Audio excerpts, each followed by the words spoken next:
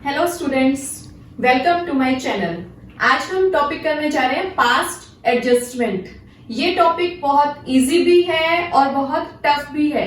Easy उन students के लिए है जिनके पहले फंडामेंटल्स क्लियर हैं और टफ उन लोगों के लिए है जिन्होंने पहले जो फंडामेंटल्स हमने डिस्कस किए हैं वो ठीक से नहीं पढ़े। तो अगर आप ये डायरेक्टली ये वाला टॉपिक करेंगे जब तक आपने पिछले वाले फंडामेंटल्स को रीड नहीं किया है तो ये टॉपिक आपको समझ नहीं आएगा। सो पहले आपको पहले वाले टॉपिक्स क्लियर करने पड़ेंगे, ठीक है। तो लेट्स स्टार्ट द टॉपिक। अब पास्ट एडजस्टमेंट्स या एडजस्टमेंट इन क्लोज्ड अकाउंट्स होता क्या है? तो ये है जब हम बुक्स में कोई मिस्टेक कर देते हैं या कोई चीज भूल जाते हैं, ठीक है। जैसे हमने पार्टनर्स को इंटरेस्ट ऑन कैपिटल देना था, सैलरी देनी थी, कमीशन देना था, वो हम भूल जाते हैं। या जो प्रॉफिट शेयरिंग रेशो में जिस रेशो में हमें प्रॉफिट्स देने थे उस रेशो में हमने प्रॉफिट्स डिस्ट्रीब्यूट नहीं किए बल्कि किसी और रेशो में प्रॉफिट्स को डिस्ट्रीब्यूट कर दिया, ठीक है। तो एक तरह से ये होता है रेक्टिफिकेशन ऑफ एरर्स। अब हम एरर्स को रेक्टिफाई तभी कर सकेंगे जब हमें राइट एंट्रीज का पता होगा कि सही इसका ट्रीटमेंट क्या होना चाहिए। तो इसलिए पहले आपको पिछले फंडामेंटल्स पता होने जरूरी है, ठीक है। तो अब हम इस टॉपिक को करेंगे इजी टू हार्ड क्वेश्चंस में, एक एक करके स्टेप बाय स्टेप। लास्ट में हम एक कंप्लीट क्वेश्चन करेंगे जिसमें सभी चीजों को इंक्लूड करेंगे, ठीक है। तो फर्स्ट एग्जांपल हम इसका बहुत इजी ले रहे हैं। देखिए इसमें A, B, C are partners in a firm sharing profits in the ratio of 3, 2 and 1, ठीक है। And profits during the year are rupees 90,000 which were distributed in equal ratio। यहां पर मिस्टेक क्या हुई? हमें इन 90,000 रुपीज को डिस्ट्रीब्यूट करना था 3:1 की रेशो में, बट हमने डिस्ट्रीब्यूट किस में कर दिया? इक्वल रेशो में, ठीक है। हमें इसके लिए एक एडजस्टमेंट एंट्री पास करनी है, मतलब हमें नेक्स्ट ईयर में जाके एक एंट्री से इस चीज को सेट ऑफ कर देना है, ठीक है। तो अब देखिए इसका सॉल्यूशन कैसे करेंगे। इसके सॉल्यूशन के लिए सबसे पहले एक टेबल बनानी है, टेबल शोइंग एडजस्टमेंट या एडजस्टमेंट टेबल। उसके लिए फर्स्ट कॉलम पर्टिकुलर्स, उसके बाद जितने भी पार्टनर्स हैं उनके नेम A, B, C। यहां पर 3 पार्टनर्स हैं तो 3 के कॉलम्स बन जाएंगे, ठीक है। अब हमें क्या करना है? जो प्रॉफिट्स थे 90,000 रुपीज, 90,000 को किस रेशो में हमें डिस्ट्रीब्यूट करना चाहिए था? तो हमें डिस्ट्रीब्यूट करना चाहिए था उसको 3:1 की रेशो में। तो 90,000 इंटू 3/6 इंटू 2/6 एंड इंटू 1/6। तो उनको कितना मिलना चाहिए था? 45,000, 30,000 एंड 15,000।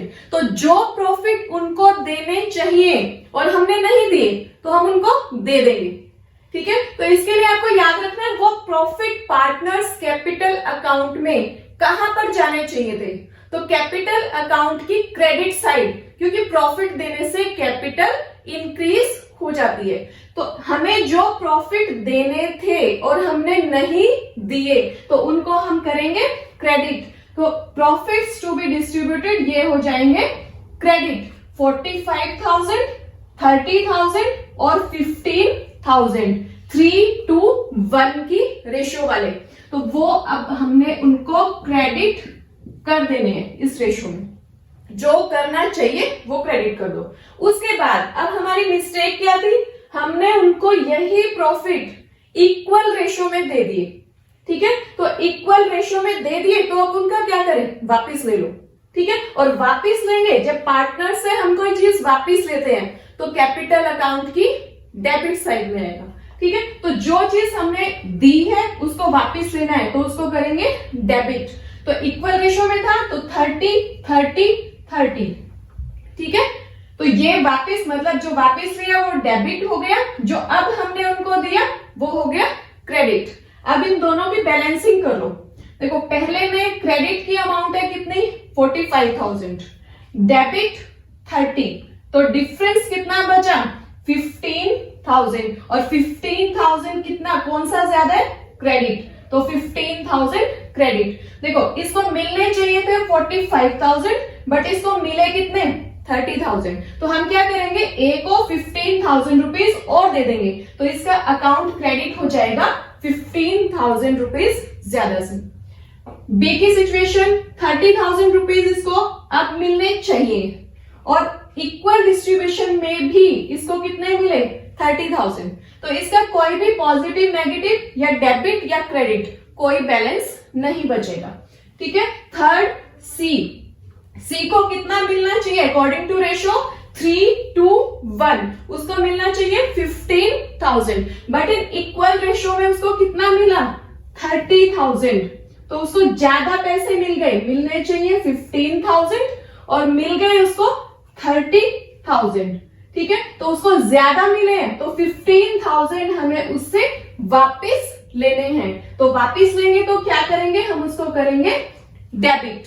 ठीक है, अब इस चीज को हमें एक एडजस्टिंग एंट्री पास करके शो करना है, तो एडजस्टिंग एंट्री में सी क्या होगा डेबिट, क्योंकि हमने उसको ज्यादा पैसे दे दिए थे, और ए क्या होगा क्रेडिट, क्योंकि हमने उसको कम पैसे दिए, हमने उसको 30 दिए, देने चाहिए थे 45, तो एडजस्टमेंट एंट्री अब क्या होगी, वो है सीज कैपिटल या फिर current account. In case of capital is fixed तो यहां पर आएगा करंट अकाउंट, और अगर कैपिटल फ्लक्चुएटिंग है तो दिखाना है कैपिटल अकाउंट। तो एंट्री क्या होगी, C's capital account debit to S capital account, A का कैपिटल अकाउंट क्रेडिट हो जाएगा और सी का कैपिटल अकाउंट डेबिट हो जाएगा।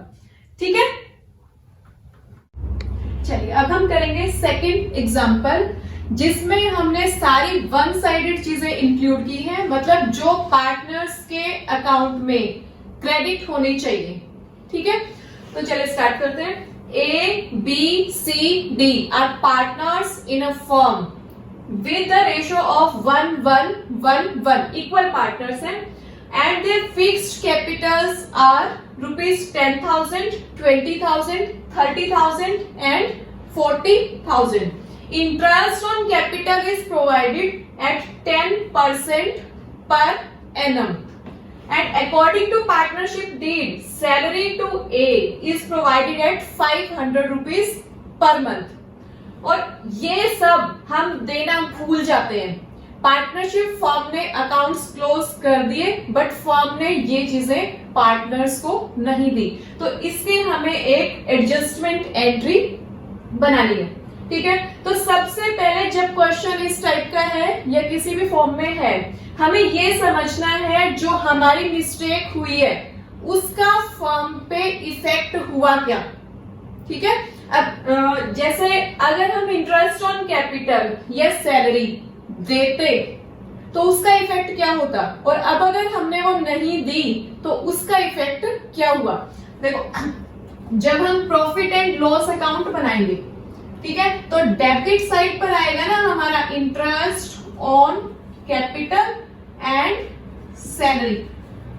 ठीक है, इंटरेस्ट ऑन कैपिटल इसमें बनेगा 10,000 और सैलरी इसमें है 6,000 रुपीज की। अगर हमने ये चीजें P&L एप्रोप्रिएशन में शो की तो इससे क्या फर्क पड़ेगा, प्रॉफिट्स डिक्रीज हो जाएंगे।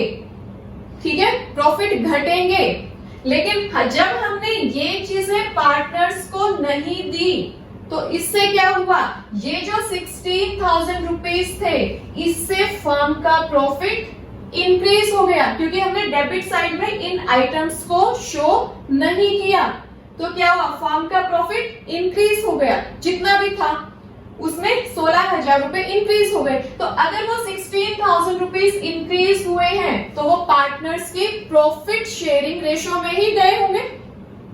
ठीक है, तो अब हमें इस एरर को रेक्टिफाई करने के लिए क्या करना पड़ेगा, जो हमें पार्टनर्स को देना है वो तो दे देंगे, कोई प्रॉब्लम नहीं है, लेकिन जो वापस लेना है वो कैसे लेंगे, तो वो लेंगे हम प्रॉफिट शेयरिंग रेशियो में उसके लिए ये लॉजिक समझो कि अगर हमने ये चीजें दी होती तो क्या होता, और नहीं दी तो उसका इफेक्ट क्या हुआ।